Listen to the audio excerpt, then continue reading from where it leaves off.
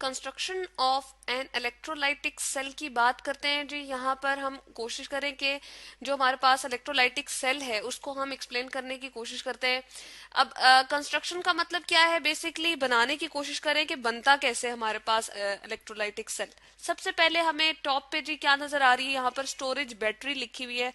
तो हम क्या कहते हैं, नंबर वन इसका पार्ट क्या है जी, बैटरी है। ठीक है, इसको हम नंबर वन अगर कह देते हैं, ठीक है, पहला हमारे पास इसका पार्ट जो है वो क्या आ जाता है, बैटरी। यानी कि बैटरी हम लेते हैं और उसके साथ दो वायर्स को हम जो है वो अटैच करेंगे। तो नंबर टू पे हमारे पास क्या चीज आ जाएगी जी, हमने कहा है हमने वायर्स को जो है वो इसके साथ क्या करना है, अटैच करना है। दो वायर्स हम ले लेंगे, एक को पॉजिटिव टर्मिनल से, यहाँ पर हमें बैटरी के दो टर्मिनल नजर आ रहे हैं जी।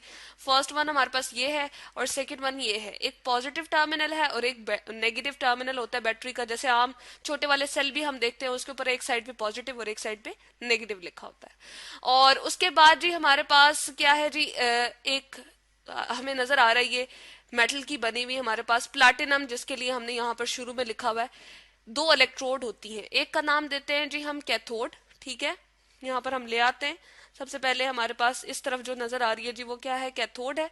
ठीक है, और दूसरे हमारे पास अगले नंबर पे क्या है जी, एनोड है। ठीक है, अब ये क्या है, कैथोड और एनोड ऐसी इलेक्ट्रोड मेटल की ऐसी बनी हुई हमारे पास ये दो आप कह सकते हैं तारे होती हैं, या आप कह सकते हैं कि प्लेट्स नुमा चीज होती है। ठीक है, जिसके ऊपर हम कहते हैं कि जो बैटरी के नेगेटिव टर्मिनल से अटैच की हुई होती है उसको हम कैथोड कहते हैं, जो कि हमारे पास ये फर्स्ट वन ये वाली हमें नजर आ रही है जी। ठीक है, और जो हमारे पास पॉजिटिव टर्मिनल से जुड़ी हुई होती है प्लेट, या हम कह सकते हैं वायर, अगेन ये वाली इंसुलेटेड होती है, इसके ऊपर रबर चढ़ी हुई होती है जी, हमें करंट ना लगे।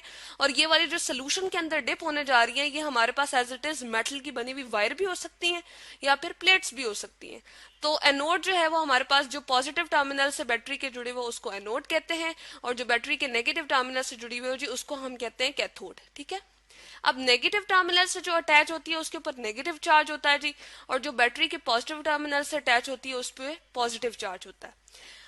उसके बाद जो है हमने एक टैंक लिया हुआ होता है और उसके अंदर हमारे पास सोल्यूशन होता है। ठीक है जी, उसको हम क्या कहते हैं, उसको हम कहते हैं जी इलेक्ट्रोलाइटिक सोल्यूशन। तो इसको हम इस साइड पे ले आते हैं।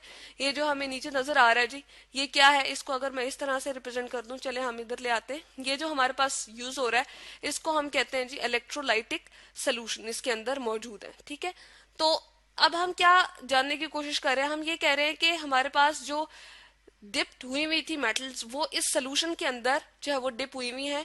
और ये सोल्यूशन इलेक्ट्रोलाइटिक क्यों है, क्योंकि अपने अंदर से ये करंट को गुजरने दे रहा है। ठीक है, किस तरह से करंट गुजरेगा जी, यहाँ पर हमारे पास बैटरी के अंदर से यहाँ से करंट आएगा। ठीक है, इलेक्ट्रॉन जो मूविंग इलेक्ट्रॉन होते हैं वो हम कहते हैं कि मूव कर रहा होता है, और वो यहाँ से इस सोल्यूशन के अंदर दाखिल होगा। जब सोल्यूशन के अंदर दाखिल होगा तो इस पूरी प्लेट के ऊपर नेगेटिव चार्ज होता है जी।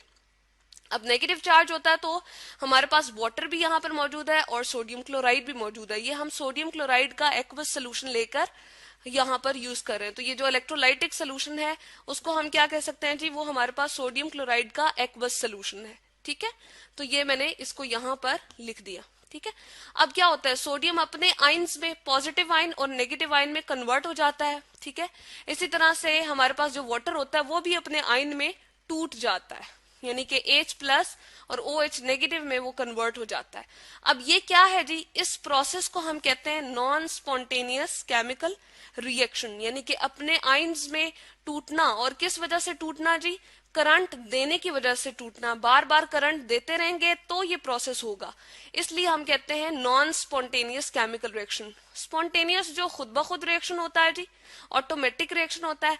लेकिन नॉन स्पॉन्टेनियस जिसको हमें कराने के लिए बार बार आउटर वर्क करना पड़ता है या आउटर एनर्जी देनी पड़ती है, जो कि बैटरी की सूरत में हम यहाँ पर दे रहे हैं, तो हमारे पास ये रिएक्शन जो है वो होगा। यानी कि सोडियम जो है, सोडियम क्लोराइड जो है वो सोडियम पॉजिटिव और Cl नेगेटिव में कन्वर्ट होगा।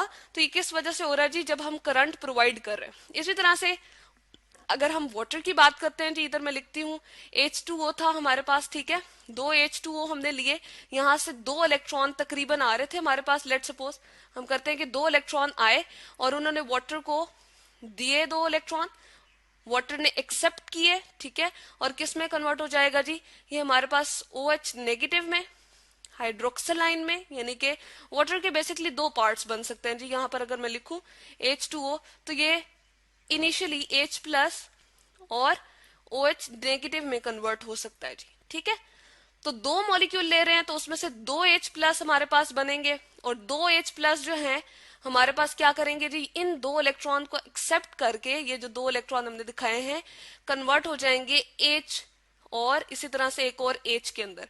अब इन्होंने अपनी वैलेंसी पूरी करनी है तो दोनों अपने दरम्यान में बॉन्ड बना लेंगे और ये कन्वर्ट हो जाएगी जी H2 गैस के अंदर। अब यहां पर हमें क्या नजर आ रहा है जी, इसने एक्सेप्ट किए इलेक्ट्रॉन, तो इस वाली जगह पे हमारे पास क्या प्रोसेस हो गया, इलेक्ट्रॉन एक्सेप्ट जब कर रहे होते हैं तो उसको हम कहते हैं जी रिडक्शन। तो इस वाली प्लेट पे या कैथोड की हम बात करें, उस पे क्या हो रहा है जी, रिडक्शन हो रही है। ठीक है, मैं यहां पर लिख देती हूँ, रिडक्शन का प्रोसेस हो गया। अब दूसरी जानिब अगर हम देखते हैं तो अच्छा, हाइड्रोक्सल यहां से बात थोड़ी सी इनकम्प्लीट रह गई थी। हाइड्रोक्सल हमारे पास एज इट इज जो है वो यहाँ पर सोल्यूशन में ही रहेगा। ठीक है जी, और हमारे पास जो है H2 गैस यहाँ पर ये पर्पल कलर की या पिंक कलर की आपको नजर आ रही है, जो कि शो करी हुई है हमने बबल से, इस तरफ से उठना शुरू हो जाएगी। अब हम कह सकते हैं कि वो बाहर की तरफ निकलना शुरू हो जाएगी। ये H2 गैस हमारे पास जो है वो क्या है जी, मौजूद है वेपर्स की फॉर्म में। हम कह रहे हैं कि हमारे पास जो है वो बाहर निकलेगी सोल्यूशन से। उसके बाद दूसरी तरफ अगर हम देखें तो सोडियम नेगेटिव और Cl नेगेटिव भी, सॉरी सोडियम पॉजिटिव और Cl नेगेटिव हमारे पास मौजूद है। Cl के ऊपर नेगेटिव चार्ज है, उसकी स्पीड इस हाइड्रोक्सल से ज्यादा, वो जल्दी से भाग के इस वाली इलेक्ट्रोड के ऊपर आ जाएगा और अपने नेगेटिव चार्ज को इसके साथ बैलेंस करने की कोशिश करेगा।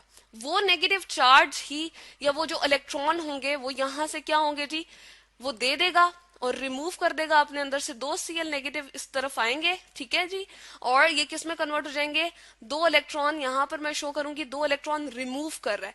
जब इलेक्ट्रॉन अपने अंदर से रिमूव कर रहा है जी, तो उस प्रोसेस को हम क्या कहते हैं, इसको हम लिख देते हैं जी, दो क्लोरीन आएंगे, दो क्लोरीन एटम जो होंगे वो आपस में फिर यहाँ पर कंबाइन कर जाएंगे। क्लोराइड आइंस थे, उन्होंने दो इलेक्ट्रॉन अपने अंदर से निकाल दिए, क्लोरीन एटम और दूसरे क्लोरीन एटम में कन्वर्ट हुए, इन दोनों ने अपने अंदर बॉन्ड बना लिया और यहाँ पर हमें ये गैस की फॉर्म में नजर आ रही है। तो लास्ट में क्या बन जाएगा जी, इसकी क्लोरीन गैस बन जाएगी। ठीक है, और किसके ऊपर, एनोड के ऊपर। एनोड के ऊपर क्या प्रोसेस हो रहा है जी, इलेक्ट्रॉन अपने अंदर से रिमूव कर रहा है क्लोरीन। तो रिमूव करने के प्रोसेस को, निकालने के प्रोसेस को हम क्या कहते हैं जी, ऑक्सीडेशन कहते हैं। यही वजह है कि जब इस इलेक्ट्रोड को इलेक्ट्रॉन छोड़कर जाएंगे तो इसके ऊपर पॉजिटिव चार्ज आ जाता है और ये इलेक्ट्रॉन, दो इलेक्ट्रॉन जो मूव करते हुए क्या करते हैं जी, हमारे पास बैटरी में जाते हैं। ठीक है, बैटरी के इधर से होते हुए और फिर इस तरफ मूव करते हैं और अगेन यहाँ पर आयंस के थ्रू जो है ये इलेक्ट्रिक करंट जो है वो कंडक्शन उसकी जारी रहती है कि हमारे पास इलेक्ट्रॉन्स जो है वो मोबिलिटी में रहते हैं। आयंस जो है वो रिस्पेक्टिवली, जो नेगेटिव आयंस हमारे पास क्लोरीन थे वो इस तरफ मूव करेंगे, तो ये नेगेटिव चार्ज जो है हमारे पास ट्रांसफर होता रहेगा और इलेक्ट्रोलिसिस यानी कि हमारे पास जो इलेक्ट्रोलाइट है वो टूटते रहेंगे। पॉजिटिव और नेगेटिव आयंस में, सोडियम पॉजिटिव Cl नेगेटिव में, इसी तरह से वाटर के अंदर हाइड्रोजन पॉजिटिव और OH नेगेटिव आयन में कन्वर्ट होते रहेंगे।